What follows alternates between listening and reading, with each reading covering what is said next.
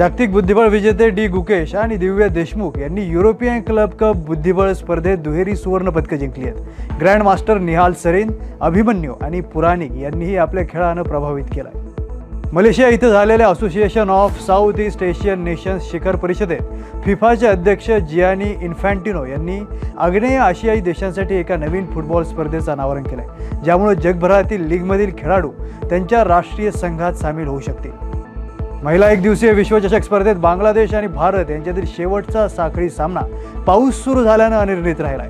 बांगलादेशनं 9 विकेट गमावल्यानंतर 119 धावा केल्या। DLS पद्धतीने भारताला 126 धावांचं लक्ष्य देण्यात आलं होतं। भारतीय एकदिवसीय संघाचा उपकर्णधार श्रेयस अय्यरला सिडनी येथील रुग्णालयात दाखल करण्यात आलाय। तो सध्या अतिदक्षता विभागात आहे। मिळालेल्या माहितीनुसार ऑस्ट्रेलिया विरुद्धच्या तिसऱ्या सामन्यादरम्यान झालेल्या बरगडीच्या दुखापतीमुळे त्याला अंतर्गत रक्तस्राव होत असल्याचं समजतंय।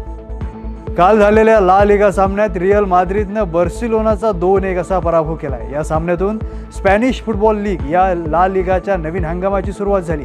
पहिला सामना एल क्लासिको होता, जो बार्सिलोना आणि रिअल माद्रिद यांच्यात खेळला जाणारा फुटबॉल सामना होता। ऑस्ट्रेलियाचा कर्णधार पॅट कमिन्स पाठीच्या दुखापतीमुळे पहिल्या ॲशेस कसोटीतून बाहेर पडलाय।